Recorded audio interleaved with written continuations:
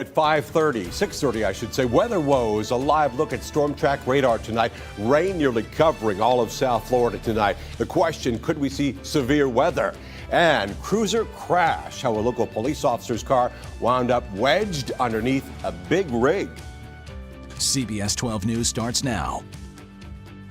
And good evening to you as we come on the air this Sunday night, a weekend washout. First, we're taking a live look right now from our camera at Palm Beach International. Just north, you can see the Belvedere curve right here. Plenty of rain today. And as we go ahead and take a live look right now at our downtown West Palm Beach Kravis camera, the showers and storms bring plenty of much needed rain to South Florida. And some of those storms could be severe. Let's get right to CBS 12 storm track meteorologist Michael Ehrenberg now live in studio to break it all down for us. Hey, Michael. Hey, Paul. Yeah, we've had lots of showers and storms out there today. Some of us have had over 3 inches of rain. And take a look at our radar tonight. We see a little bit of a break in the action from Jupiter down to Boca Raton, but more heavy downpours moving through western Palm Beach County and moving on into the Treasure Coast. And we are focusing our attention on this line of showers and storms now from southwest Palm Beach County down to the central part of the Keys. This is tracking to the northeast, so it'll arrive in about an hour and 10 minutes in West Palm Beach, moving into the Boca and Delray area in about an hour and 42 minutes or so. And the air mass is increasingly unstable in this area south of the frontal boundary. And because of that, there is still a marginal risk for severe weather from areas from Boynton down to Delray to Boca Raton, areas further south. We're all going to have a high impact from the rain tonight, but there could also be some flooding and a small chance for a spin-up tornado and winds gusting past 50 miles an hour, again, with this line as it moves east. Here's the hour-by-hour forecast. Again, heavy rain and storms up to about 8:15 or 8:30. Then later on tonight, lighter rain, especially after midnight as a cold front goes through. And then by tomorrow morning, skies will clear out and the sun will begin to come out in the afternoon. Coming up in minutes, we'll talk about rain amounts we've had, additional rain we can expect through tonight, when we'll see the sunshine, and there's more chilly air this week. I'll have the timing on that when I come back with your 7-day forecast. Eyes to the sky, Michael, thank you. And in the rain and dreary weather leading to officials at the South Florida Fair to shut down for the day, though they say the agricultural competitions will continue but will be closed to the public. The fair reopening at noon tomorrow and continues for a week. It ends on Sunday, February 3rd at 8 p.m. And of course, you can track weather anytime you want with our CBS 12 News weather app. All you have to do is click on WPEC in your app store and it's free. Right now, a vigil for the 5 women gunned down in cold blood at a bank in Sebring just a few days ago. And just a short time ago, we learned that Governor Ron DeSantis won't be joining the thousands expected to be there tonight. It is a tragedy we've been following closely since the very beginning. And tonight, CBS 12 Nyla Charles is live there with the latest. Actually, we're taking a live look right now at this vigil. Again, Wednesday, the suspected gunman went into that bank, shooting 5 people. Let's toss to Nyla Charles now with the latest. It's like they're impacted a little. Casey Pelham and Kathy Mito were like so many others on Wednesday. All they could do was watch as tragedy unfolded right in front of their eyes. Then they saw the 5 victims and they knew their lives would never be the same. They're just 2 of the people who live in the tiny town of Sebring. We automatically knew who the majority of who they were going to be. That's because just about 10,000 people live in the community. It was that night that Pelham and Mito decided they had to do something.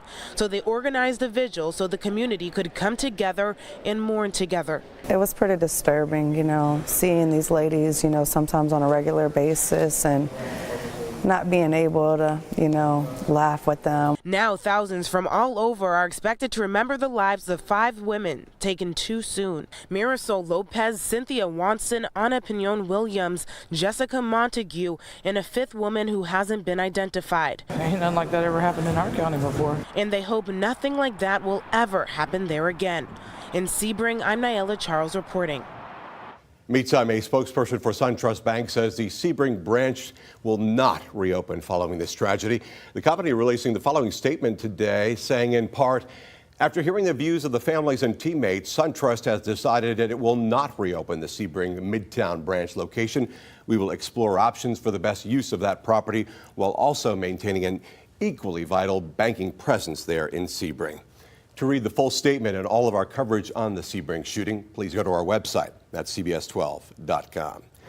Breaking news update tonight. West Palm Beach police make an arrest in a 3-week-old case that sent one man to the hospital. Police arrested 20-year-old Alan Asbury in connection with the shooting that happened near a local high school. Now, Asbury went before a judge Saturday morning. That shooting taking place in the 400 block of Gale Place near Cardinal Newman High School. Now, police are now piecing together what led up to that shooting. Witnesses say the victim was driving a car when another driver shot him. That led him to crash into a tree, and then the suspect took off. Dozens of shell casings found at the scene. Again, the victim tonight expected to be okay. An early morning crash in Riviera Beach sending 2 people to the hospital, including a Riviera Beach police officer. That crash taking place at around 5 this morning, right outside the post office on Congress Avenue, shut down Congress for hours. Now, an inspector with the Postal Service says the officer crashed into the mail truck as it turned into the post office. The cruiser then wedged right underneath the big truck. The Palm Beach County Sheriff's Office now handling that investigation. 5 people murdered in their home, possibly by a man they knew. Tonight, after an all-out manhunt, we'll tell you where that prime suspect was found. And Paul, will continue to track showers and storms moving across the CBS 12 viewing area. The potential for severe weather later this evening and when the rains will end when I come back with your hour-by-hour and 7-day forecast.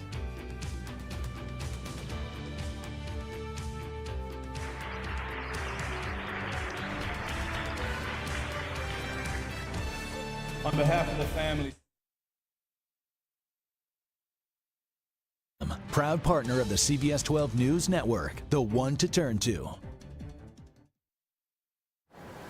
Across America tonight, a breaking news update out of Louisiana. After an intense manhunt, police have found the man accused of murdering 5 people, including his own parents. The suspect captured this morning in Virginia, more than 1,000 miles away from the crime scenes. Now, tonight, reporter DeMarco Morgan has the details. Dakota Terrio was booked into the jail in Richmond County, Virginia on Sunday. His arrest marked the end of a multi-state manhunt that began a day earlier in Louisiana.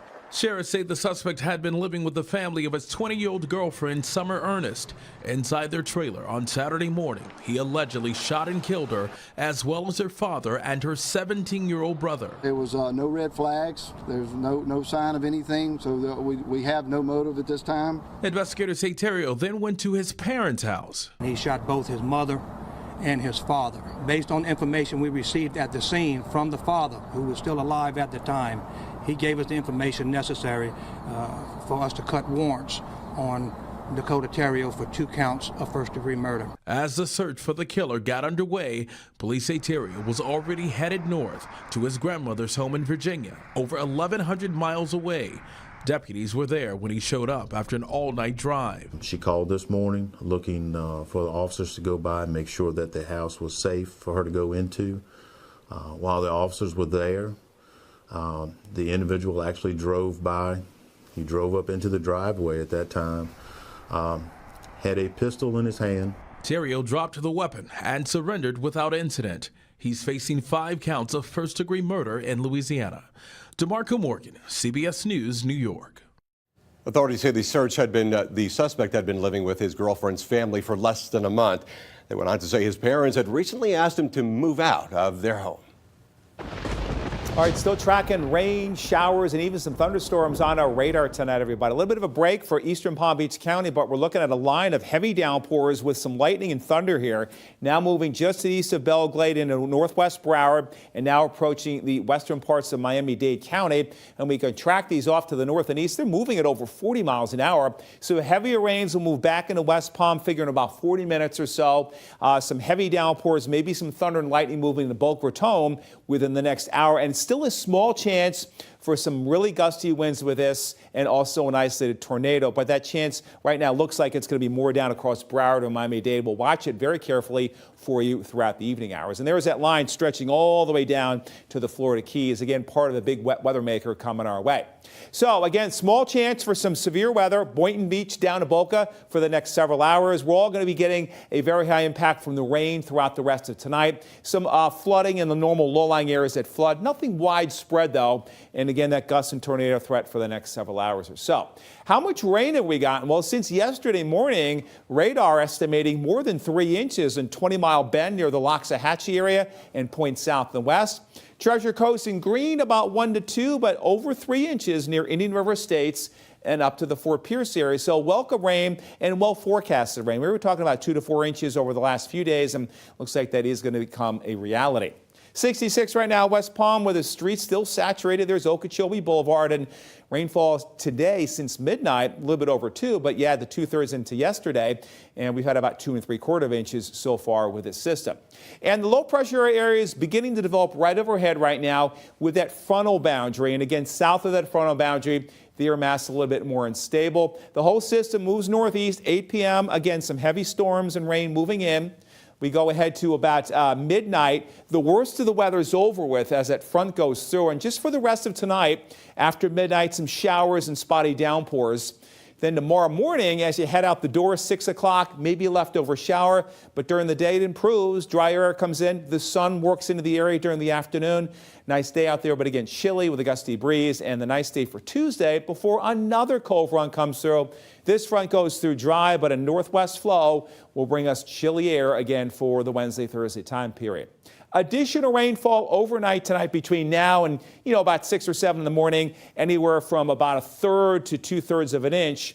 So some of you will top 4 inches for the total rainfall. Later this evening, the winds pick up, could be gusting to 35 to 45 miles an hour out of the north and northwest. And then tomorrow, still gusty in the morning with a northwest flow. But again, the northwest flow will slowly dry it out. Because of the wind, seas 6 to 9 feet across a good part of the area Monday before coming down as we head on to Tuesday. Look at all this cold air over the northern tier states, and with a big dip in the jet stream throughout the week, again, that's going to keep us with below normal chill, bitter cold Arctic air for the Midwest and Northeast. Showers, scattered storms for the next several hours, figure up until about midnight, and then lighter showers after that. By morning, we're dropping into the 50s again. Partly sunny after the chance for a morning shower tomorrow. Windy, cool, upper 60s. 7-day forecast where your weekend's always in view. Well, there you go. Tuesday looking nice, back into the 70s. That cold front drops it again by Wednesday, and then we return to normal, I think, for Thursday on into next weekend. So lots to look out for tonight. Of course, we'll have the very latest from you tonight at 11. That's right. We'll see you then. Michael, thank you. And thank you for watching this abbreviated version of CBS 12 News at 6:30. We will see you with the very latest at 11. Till then, good night.